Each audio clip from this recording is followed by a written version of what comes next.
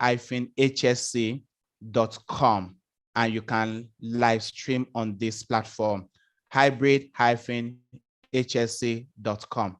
If you're already here and you know there are people that may like to join and you know they may not be able to join right now, please do well to provide that link to them, hybrid-hsc.com. They can live stream on that group as soon as this platform is full.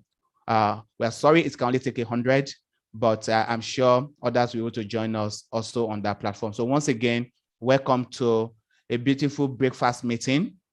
I want to believe that you have your cup of coffee already with you there, where you can join us in what we are doing this morning. So we are right here this morning in the breakfast meeting.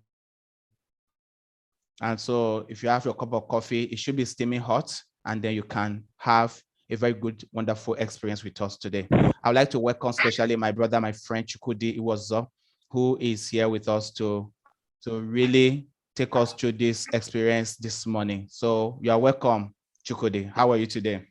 Very fine. Thank you very much, Babson. It's a pleasure to be here.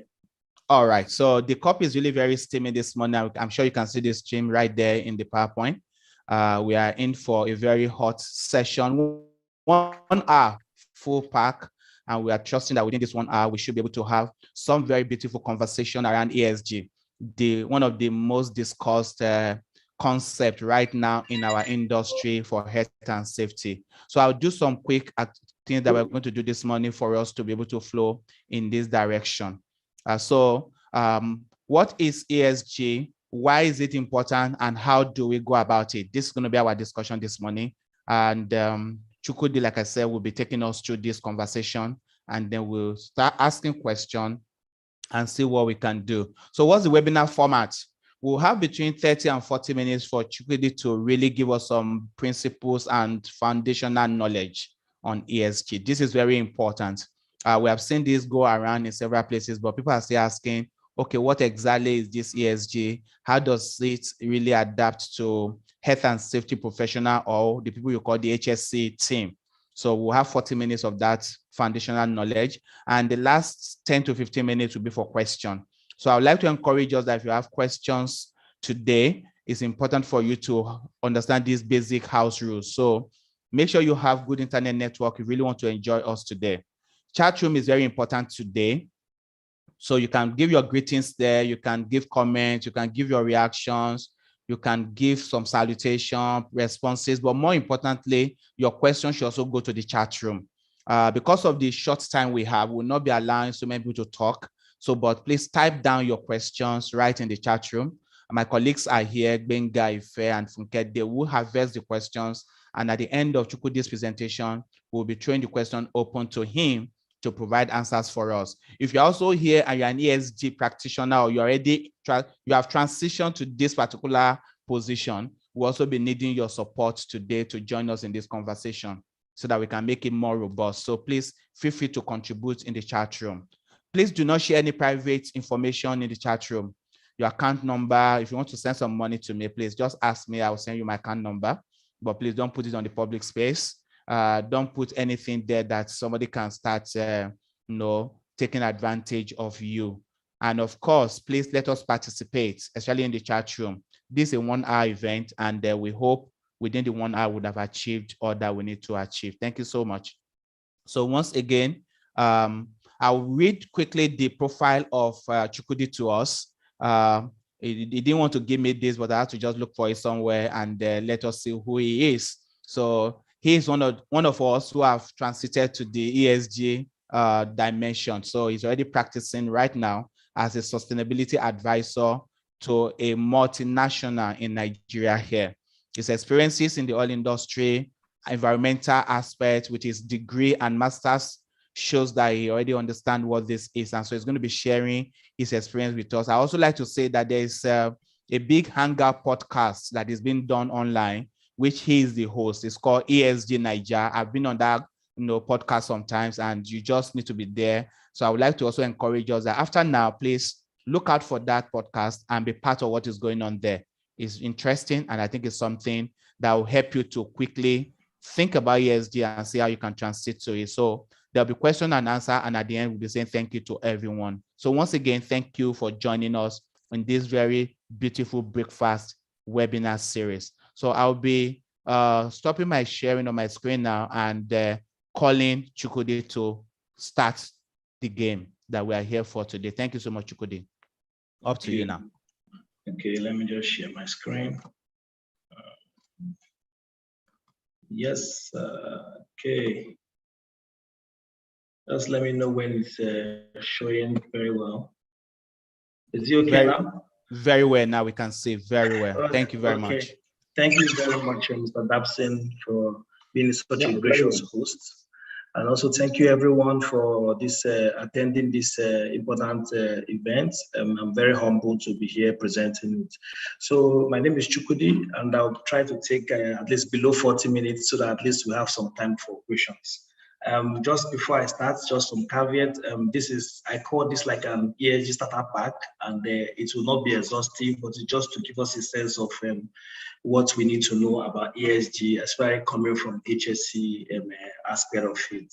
I wouldn't go into this because this has already been explained. So I'll just look at the outline. So the outline will be in fourfold, right? So we've made it very simple, so it's easy to flow with. So we have the why, where we try to answer the drivers that are pushing this ESG, and we look at the what is ESG in itself, and then the how, which boils down to how we actually integrate it into, whether from a financial perspective or from the corporate perspective. And finally, we look at the mind shift, right? What kind of mindset shift do we require to be able to tap into this great opportunity? Now, coming on here, we'll know that we'll see that the world now has become very fast changing. And in fact, some people argue that it's troubled.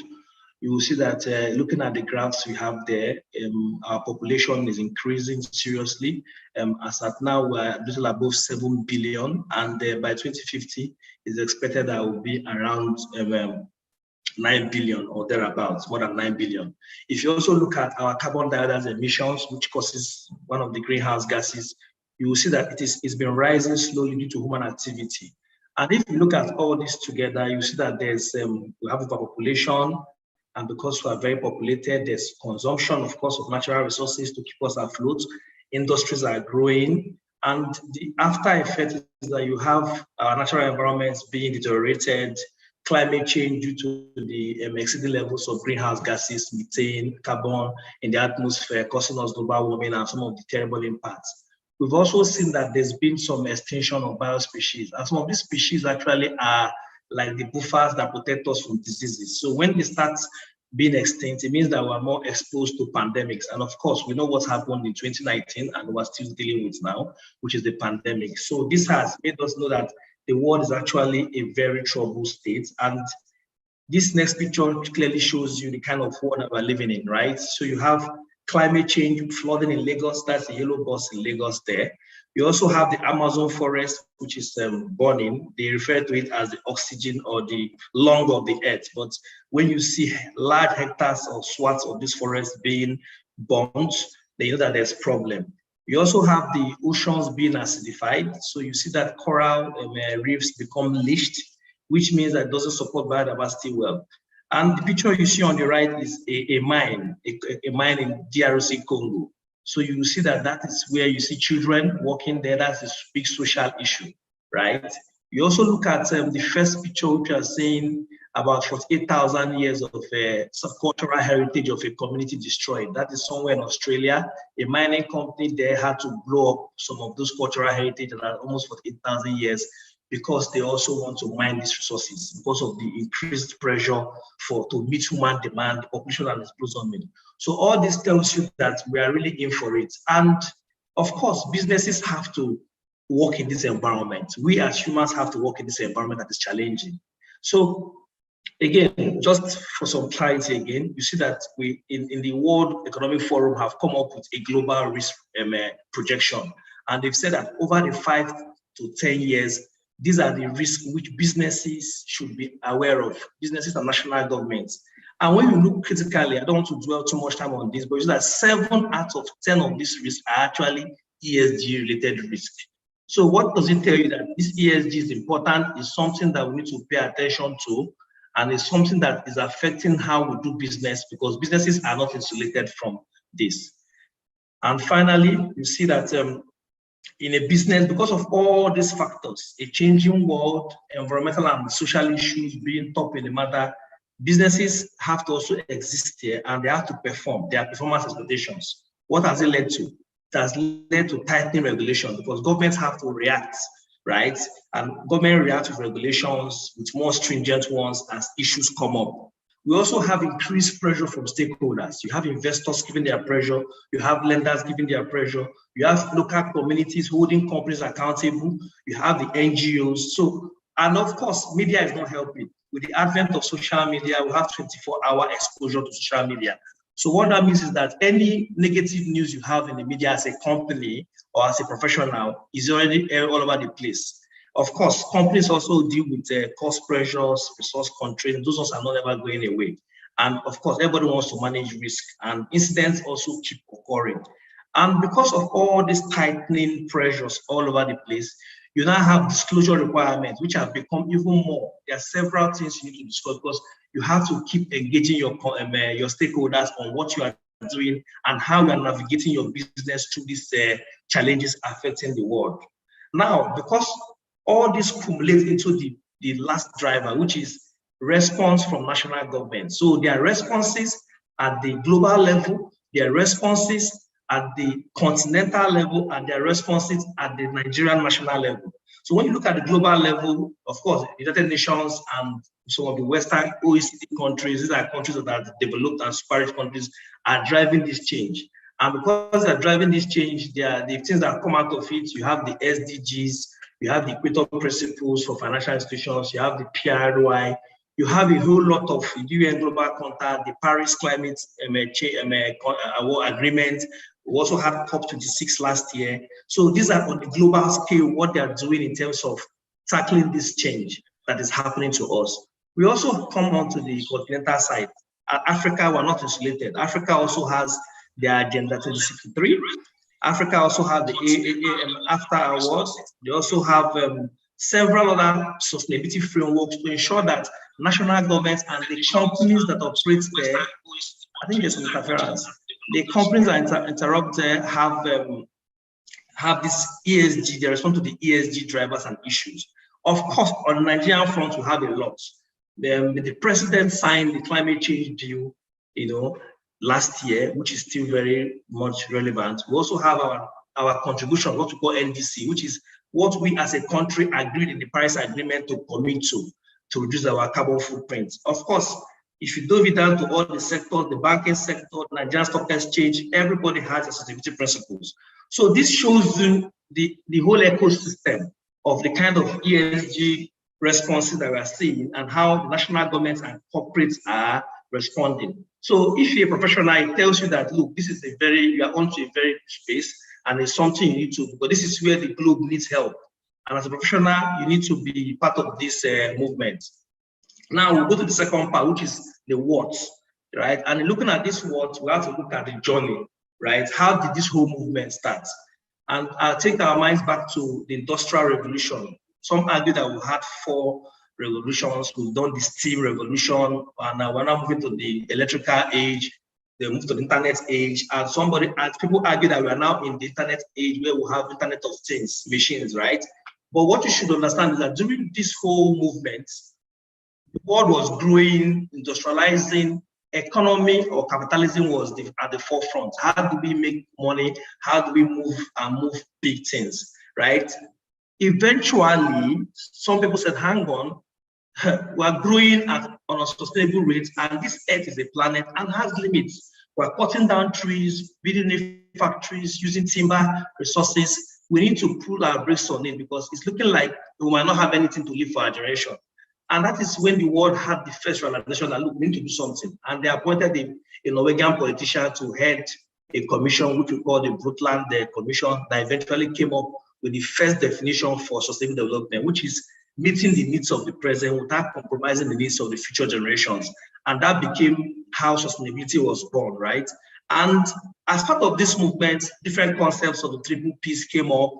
Eventually, we got to 2000. And this 2000 was a pivotal year in this ESG and sustainability journey, because it was the year the United Nations in 2000 came up with the MDGs, which is said to last to 2015 years span, right? Which was no poverty, remove the scourge of HIV, about 8 focus areas which they expected the world to focus on. This same 2000, they also come up with the UNGC Global Compact, which was like adopted by UN member states. It was the first attempt at getting corporates to have some stewardship to the environment and also to being sustainable in their business practice, right? And those ones came up with about 10 principles. And these principles were derived from the ILOs, which you are very familiar with, the Declaration of Human Rights, and several other principles. But each of them spoke to environment, social, and governance. I think on the governance side, they had things about anti-corruption and the rest. Now, you now dovetail to 2004, and that was when the term ESG was coined by a gentleman called Clement Hunt, right? Paul Clement Hunt, which is team in the United Nations. So they were trying to say, look, if we keep talking about protecting the environment and we don't leave the corporates might not be able to do this thing themselves. Let us bring in finance. Finance is a very powerful voice. And one, because people go to where the money. So it was more a case of putting your money where your mouth is, right? And they brought in the finance guys. And at the UN at that time, they launched what we call the United Nations PRI, Principles for Responsible Investment. And that was where they drew up the first set of 6 principles to guide how investments are done, that investments will have sustainability at the back of it. So that was the first time that ESG considerations were to put in any investment consideration. And the late Kofi Annan, who was the United Nations Secretary at that time, I quote what he said. He said, UNPRI grew out from the understanding that while finance fuels global economy, investment decision-making does not sufficiently reflect ESG considerations, or to put it that way, the tenet of sustainable development. So this was the thinking at the time. And in 2015, we came up with the SDGs, and the SDGs is supposed to expire by 2030. So this is what we have in terms of SDGs, and we have to adopt these SDGs. We have 17 of them, which you see on the screen, from no poverty to climate action. So basically, it's like a template for your sustainability journey, your ESG journey, whether you're on the investment end of things for finance or as a corporate, right? It's important that I spend some time here because this is actually the meat of the matter. Now, to the next, like what is ESG? So ESG, as simple as it is just environment, social, and governance, right? And it was mainly, as I said before, championed by the financial sector. So it was more like a lens for them to say, you know what, my investments I'm making. Traditionally, I didn't used to I only consider finance, legal, or other stuff in making business investment decisions. But now, because the ecology is in disarray, climate is changing rapidly, I have to now consider this in my balance sheet so I can track to say how are companies embedding this. So that's how ESG came out.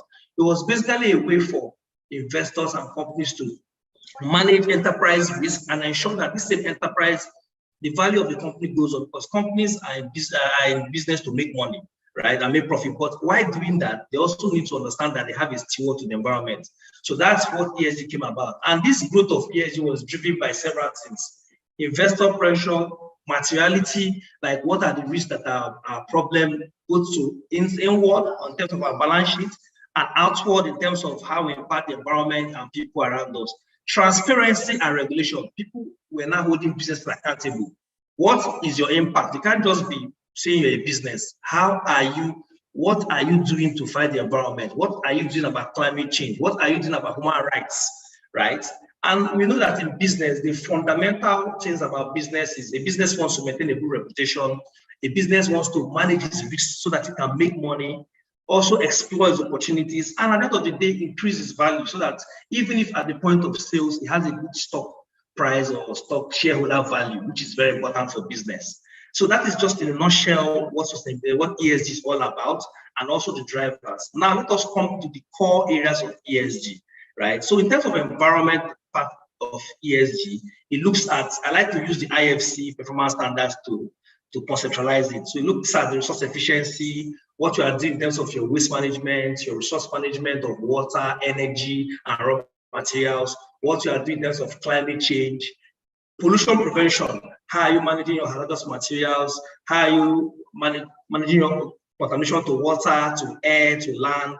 And biodiversity conservation, which is how you manage biodiversity and living natural resources. On the social leg of it, we're looking at issues about labor and working conditions, which, of course, you as HSE professionals understand very well, because this is the part where you play. Look at occupational health and safety, how labor working conditions, welfare of staff, the kind of contracts they have, whether they have child labor issues or any human rights issues around this chain. We look at community health, safety, and security. That is also a community issue, social issue, how are communities surviving within the context of business. We also look at indigenous people, which might not be applicable to Nigeria, but in some countries like Australia, they still have the original people that were there. So it's also important to also put their views in your development. Cultural heritage, like our cultural sites, some of them are already UNESCO sites, spiritual sites. These are important to have a cultural value to the people around there. And also land acquisition and involuntary settlement. In the event that you're acquiring land, how people manage, so that it doesn't cause a social issue for them. Then last but not the least is consumer issues, which ranges from data privacy concern, depending on the sector the business operates in. This could be in terms of food safety, if you are in the food FCMG business, or if you are in data or IT, that could be data privacy. Then in terms of governance, is the traditional one that we know very well, which is since looking at how companies have mechanisms in place to ensure that they follow regulation, which is looking at how are they structured in the board, how are ESG responsibilities given at the board level, what is the executive pay that they pay, is it unfair to be paid very high at the top and employees are not carried along, and also compliance and code of conduct. Code of conduct looks at things like anti-bribery, anti-corruption, whistleblower policy, anti-terrorism. So this is just to explain to you how the components and the puzzles that make up ESG. Now, look at what are the benefits of this program. I want to ask, what is in it for me? Why do I need to implement ESG or follow this movement? What are the benefits to company? I'm sorry, I'm coming from a company perspective because it's important, is it gives the company an enhanced reputation, right? An enhanced value. The brand value is there. And when you have a good brand, it can take you places. It can help you attract capital easily. It can help you enter new markets, right? Because you already have the systems. It can improve your profitability. And one good thing that it does for you also, it helps you to train, attract talent. Nowadays, because we have this Gen Z, this Gen Z generation are people that want their personal values to be in line with the company values of whatever employer they choose to work with. So what it means is that when you have very good measures, it can reassure you that, look, these company values align with my personal values and I can work here. I can get some of the best talents. Then last but not the least, it helps you manage your resources efficiently. Now, there's nothing that doesn't have its advantage or does not have its advantage. And this is where we look at some of the challenges that we have with ESG, right? And one of them is multiple disclosures and frameworks and standards. So there are just so many disclosures that at the point, even a company or somebody starting does not even know which standard should I adhere to. There's the GRI standard, there's the SASB standard, there's the CCFD on climate change disclosure, there's UNGC Compact. There are several of those standards. So it's a struggle for somebody, but there's some movement in this area now to harmonize all these standards so that it's easy to flow and we can have a uniform template across the world. A second big issue is greenwashing. So greenwashing is actually, it just simply means misrepresenting your ESG journey, right? Instead of saying, instead of you doing concrete actions in making sure you protect the environment, your social component, and your governance, you just mainly gloss over it and paint the wrong picture. So it's more of communication, less talk, and even misrepresenting what you are doing, not making promises. And this is a very big issue we have in greenwashing. And it's very difficult these days to separate within companies that are doing that, doing what they're supposed to say they are doing, and the ones that are just paying lip service. And I think recently in the news, Elon Musk has got into this ESG discussion because I think he had a rating that was downgraded. So instead of giving him a rating, he was comparing himself to another company, the oil and gas, which he felt he should have had more because of his green credentials, right? Then the third one is talent war. And this is very important because this is even why we're having this awareness session. Because ESG is a developing area, it's been around in pieces, but this whole concept has now taken more a common stage now. It means that getting the right talent is becoming difficult, and people ask questions about what actually is the talent I require, what background do I need to play a role in this sector.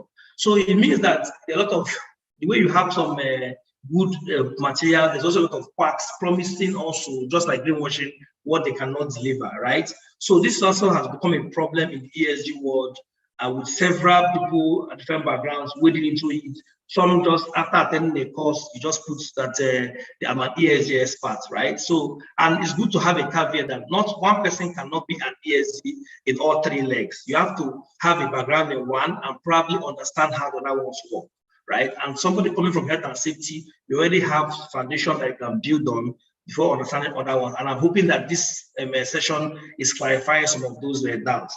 And the last but not the least is the ESG rating agencies. So there's a lot of ambiguous ratings. And I think Elon Musk already said that where you don't know what is the methodology used to classify me as a company with a positive ESG rating and a company with negative ESG rating. Does the positive ESG rating I'm getting, does it mean that I've been better steward of the environment, or is just a number for investors to look at? So that is also there. Then you also have the issue of incomparability. So you'd expect that if an MSCI rates me as positive, then I should expect a positive rating from probably a Sustainalytics or from Moody or from any of the other rating agencies. But that has not been so. So these are some of the issues relevant the ESG industry. And hopefully as we go along this thing,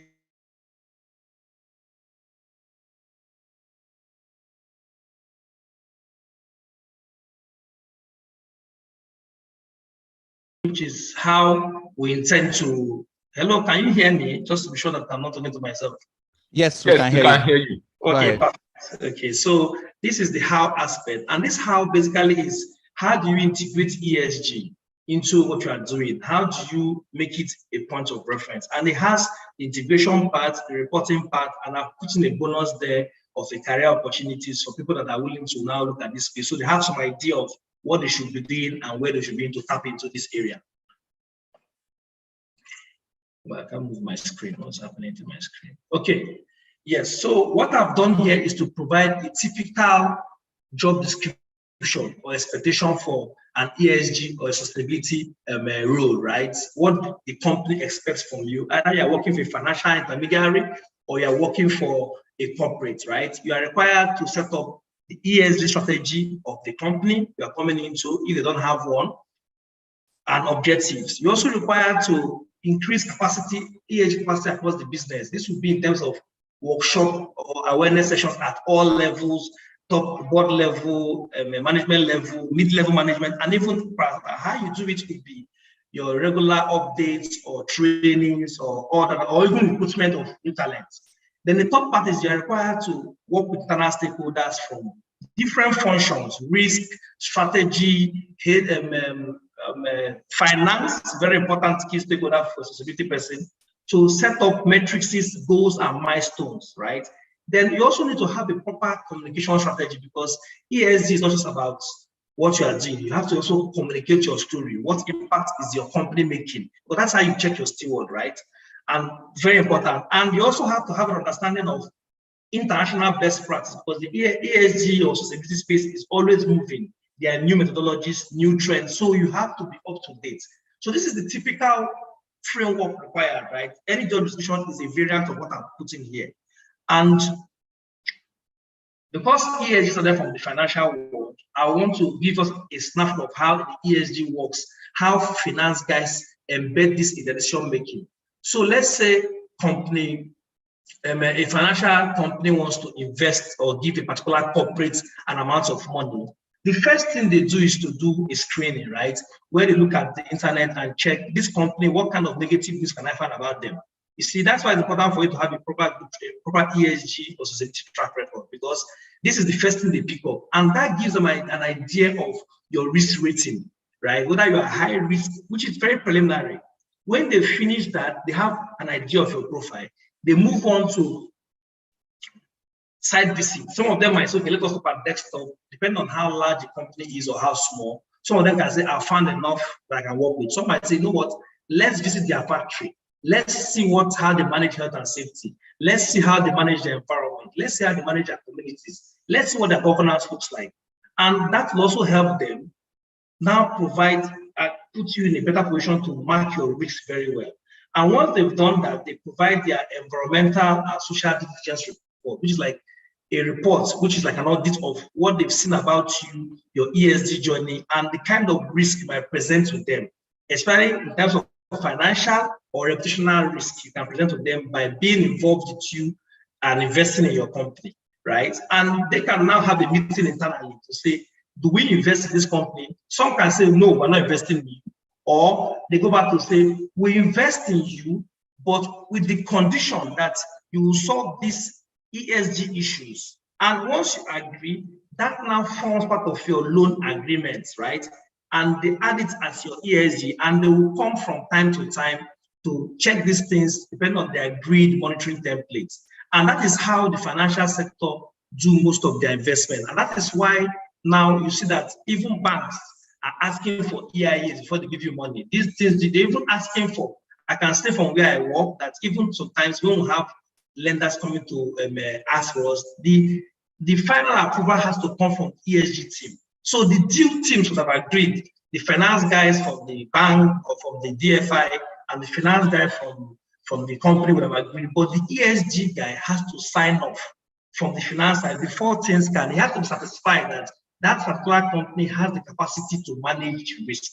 So that is very important to know. So this is just to give you a snapshot of how it is integrated on the finance side. It's not exhaustive, but just to give you a flavor.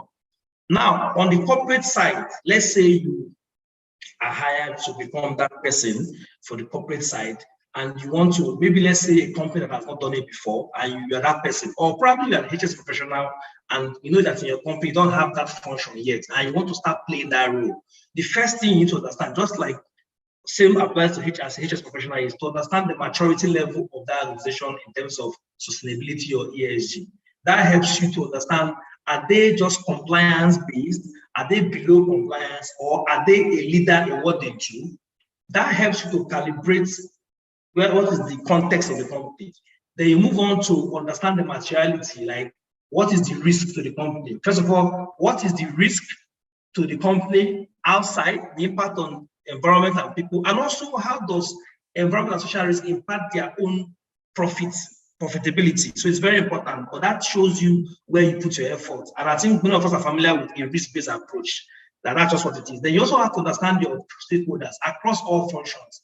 And I can tell you from experience that it's the CFO that's very important, because he's somebody that as a sustainability guy, you have to make your best friend, because you have to have him in your corner, because he can help you make your case to the CEO or to the MD because about money spending.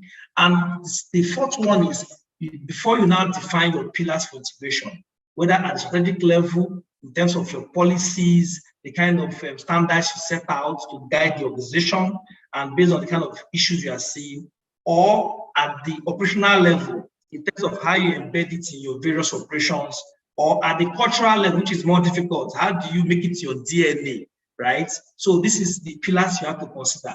And last but not the least, you now do a roadmap with how you intend to implement these changes with, of course, leadership commitment is important, right? So this is just to give you a flavor of how this can be integrated, both from the financial perspective and also from the, as a corporate, working in a corporate.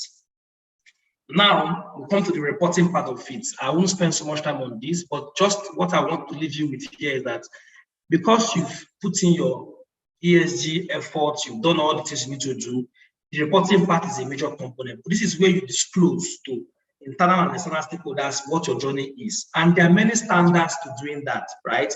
You have either your disclosure through SDG approach, which of the SDGs are you meeting, or you are disclosing, if you're a financial regulator, through the investments of PROI, or CDP, where you're just voluntarily disclosing your carbon journey. CDP has started also water disclosures. So also very soon biodiversity will come into play. If you're also in the climate change, you're following the TCFD report, which has their line items for how they want you to report your climate action and the ambition to net zero. You also have several UNG compacts where they expect you to have annual completion of progress report on 10 items. So these are, and you might also have your sectors, because again, depending on the sector you are, you might have the industrial sectors where they also have their own safety requirement, because these are things that have now percolated down and everybody needs to be doing something, right? On the right-hand side, you look at some of the standards that are coming up that we've not seen, right? These are what you should expect. But in the interim, these are some of the reports you'll be required to write. They are separate, more advanced courses on these reports, which I know some of us will have access to, right? And now, so to the almost to the end, the mind shift. So based on what you've seen so far, we looked at the why, we looked at the what, we've also looked at the how. It's very clear that the kind of mindset that we require as HSE professionals is what I've summarized here. And it's possible you already have that mindset, but just in case, just to reiterate it, is you need to have a global mindset, right? So understand your global context at any moment in time, but the world is always changing. And once the global impact, it must trickle down to the continental and regional effect. The examples are everywhere. COVID started somewhere else, but eventually it shut down the whole world. Then you also have to have a long-term approach, not just to have short-term measures. No, you have to think long-term. So this is particularly important because you might be saying, why do I have to spend this much money to set up this system? But what you see is that I'm spending this time money so that in the long term, my business is resilient to the kind of strains the world is going through, which will keep increasing. The third one is cross-functional. To understand that you should work with different teams. ESG is not just one person's job.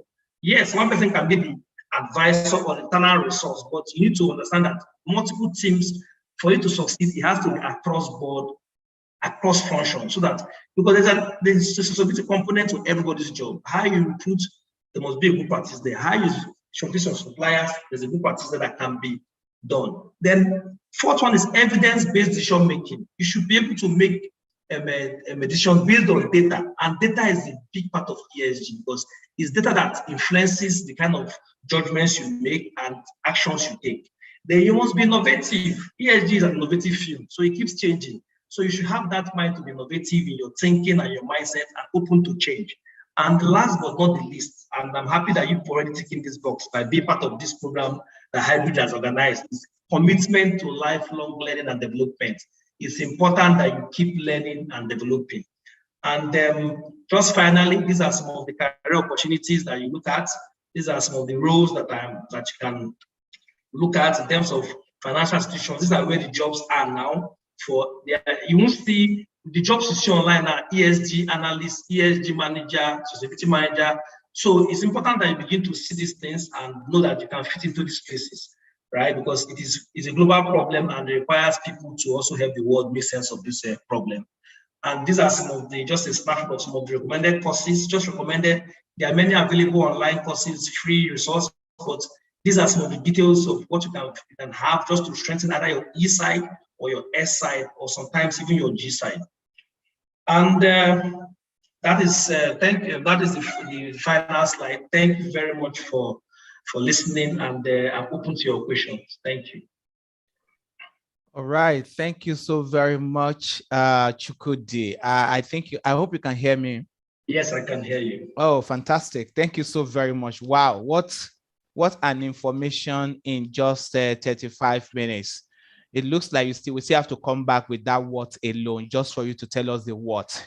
Okay. Because that what is at the high level, and it's very important for us to actually understand if this is what we need to go into, or we should just stay where we are in our safety and just continue to chase hazard and risk all over the site, because this is why we are talking about this. Where is the future? Where are we going to? We'll be talking about future of work.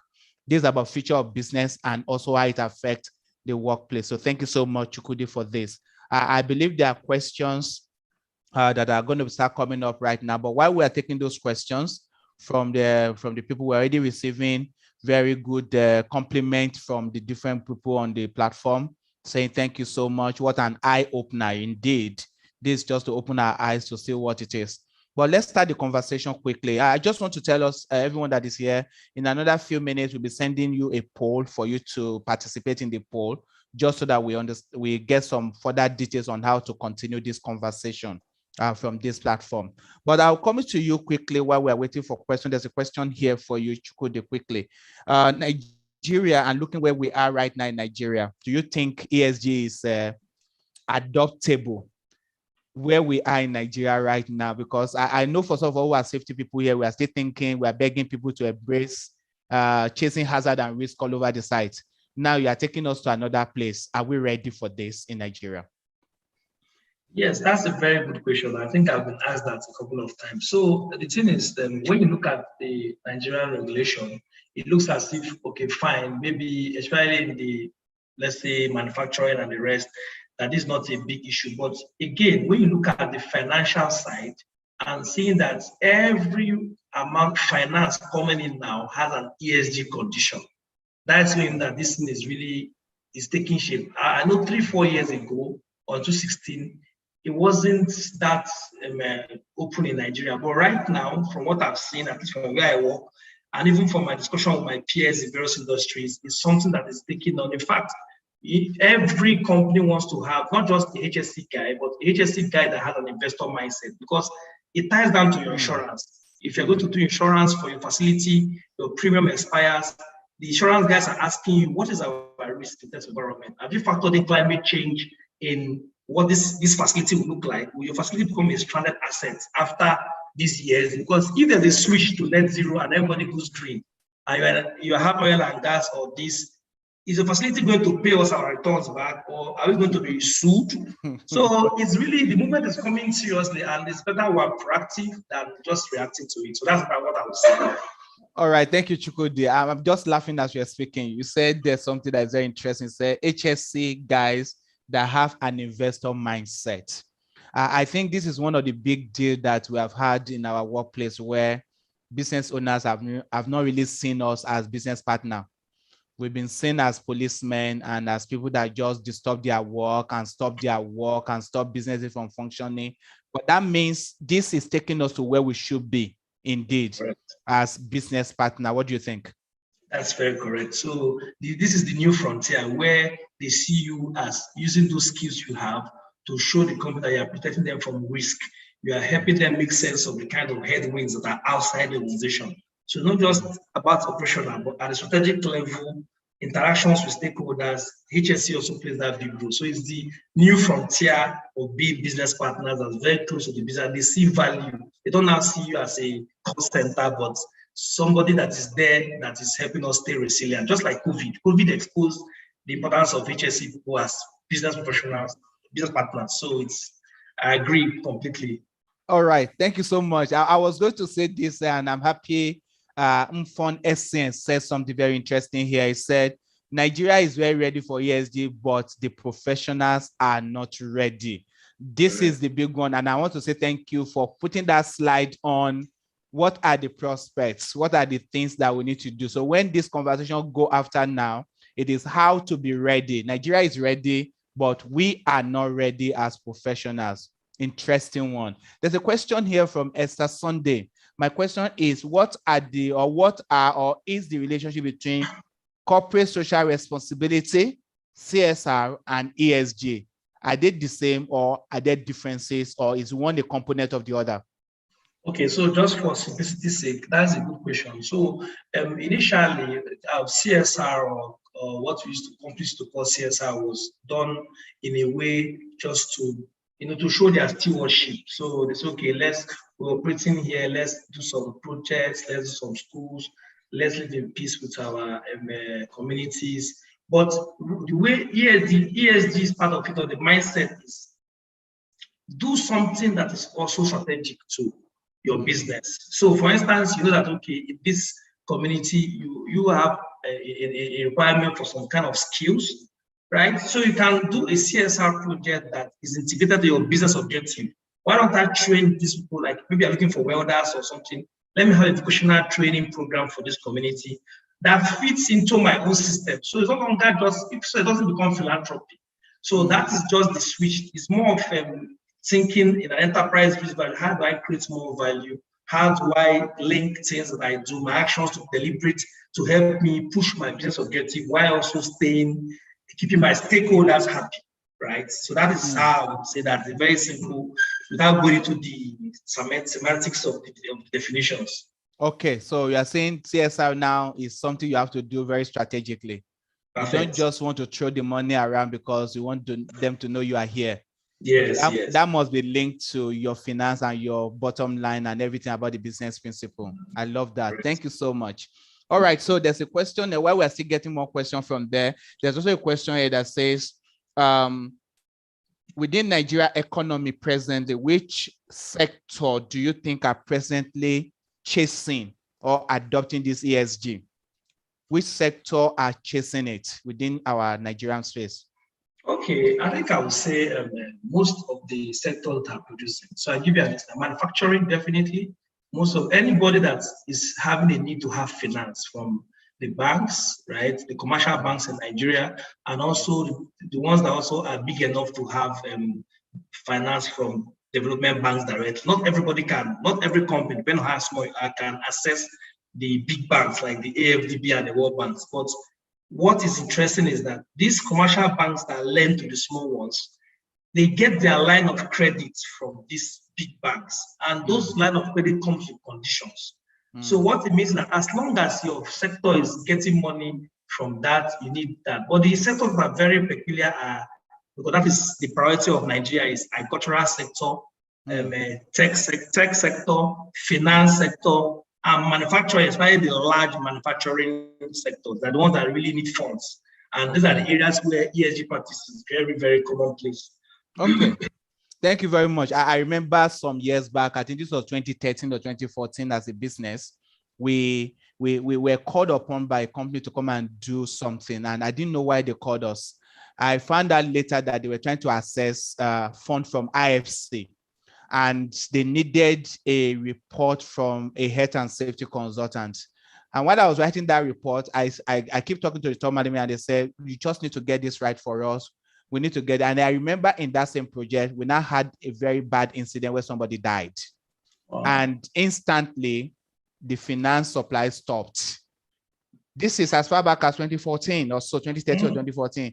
They stopped the payments to them, and the contract almost got stranded until we have to, the investigation went for a long time. So it means somehow Nigeria have been seeing this, but I think health and safety people, we didn't quite understand what was going on. Yes. We didn't understand that there's a lot of, advancement in that area. It's good we are calling it now. Somebody wants to know from you, Chukwudi, that there are 3 legs to this. And from your comment, you said you don't have to be an expert in all the 3. I tried to do the course, and when I got to the part of governance, it was a big deal for me, even though I did the ESG for non-finance. But even at that, I said, what is this? This is not what I've learned before. So I have to study and all of that. Somebody wants to know, which of these 3 do you think is a comfortable place for us to stay as safety people? Which leg should we focus on if we really want to go this way, rather than going the 3 ways that we may not be able to catch up with? So from the little I know and from interaction, first thing is that the ESG guy or sustainability guy does not work in isolation, just like the health and safety guys. So that is first comment. So they are in good company with other experts in different fields. Now, more specifically to your question, is the social part is naturally an area that the health and safety guy has his strengths, because there's the labor and working conditions. And that is where you see those things about welfare. And you still need a strong health and safety background to be able to operational health and safety, to get out those issues that might be a big risk that can lead to harm to somebody, that eventually impacts, like what example you just gave, that can impact that investment. Where anytime there's a fatality or somebody gets sued, and anything that brings reputational damage to your financiers, there is a problem. So the health and safety guy, that is an area that is a core area for them, right? But they also need to understand the tripod, right? So that it also helps them in decision making. All right, thank you. Damilola Omotosho says, the past generation had not considered the needs for this generation, and they have engaged in activities that have impacted us presently. How will this, our present generation, be able to balance ahead of the future generation needs? Wonderful. This is this does not have a yes or no answer. I think it's just a comment, right? But what I would add is that you are right. I think what we can do for ourselves is that, it's our own future now, because most times when we make these predictions of what will happen, what will go wrong, whether it's the climate change predictions or biodiversity loss or water scarcity, you see that these predictions start from 2050. And most of the people that are already leaders now, most of them, especially in Africa, so it means that we actually need to be the ones taking the future in our hands, because who might be the ones around to that time or people behind us. So it's more of learning content and knowing what is happening and doing something in a small space, whether you're on the finance side, you're in the NGO side, you are in the training side or risk agency. Once you have this ESG mindset, it helps you know that the little difference you're making in your small space cumulatively can help in protecting the environment. So that's how I would answer that. All right, so let me say something that somebody has just written here, and I think it is very correct, because I was having a chat with somebody and he made this same statement. He's a very big ESG specialist as well. And he said, safety people, you are sleeping and other industry have taken over the ESG jobs.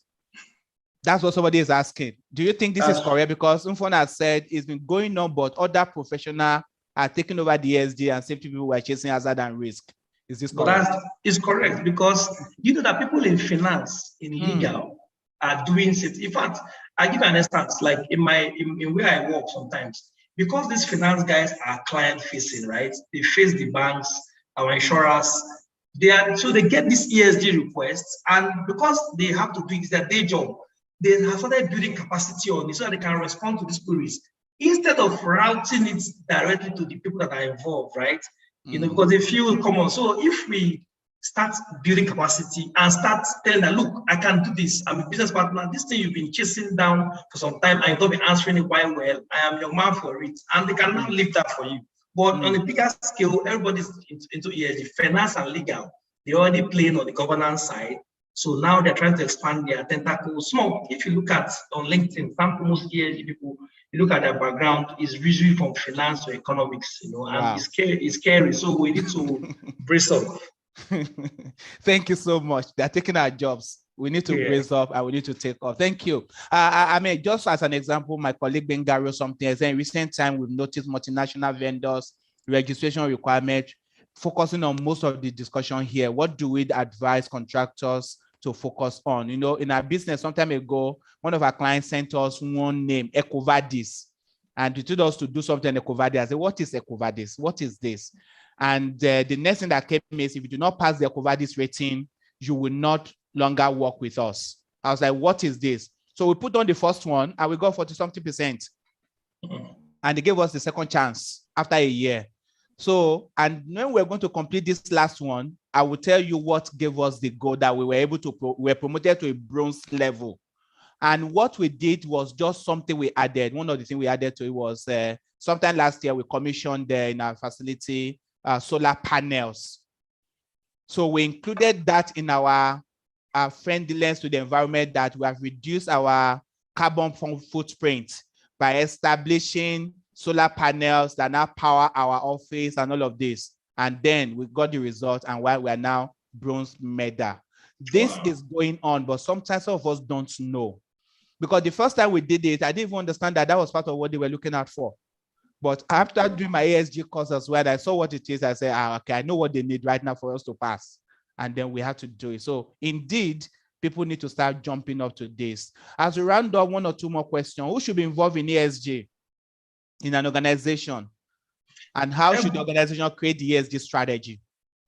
Okay, so for this, everybody should be involved. But of course, as the ESG person, you are the one that you're able to make sense of the changes happening and able to advise the business. But you need some finance input, you need strategy input, because it's possible these guys are the guys drafting the 5-year plan, 10-year plan of the company, or entering to a new market. So you need to understand where the company is moving and try to piece out how ESG can support that growth and help company manage risk in all those. So that is everybody's job, but you as focal point, you need to be that resource person to guide the company. It looks like we need to pick, quick question, Chukwudi. It looks like we need to pick up some knowledge of finance, because these guys are the ones that do all the finance projection and everything. That's why they're taking the jobs.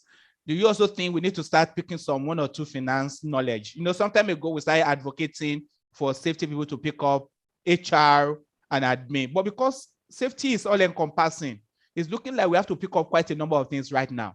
So do you think we should pick up one or two in financing and governance, really?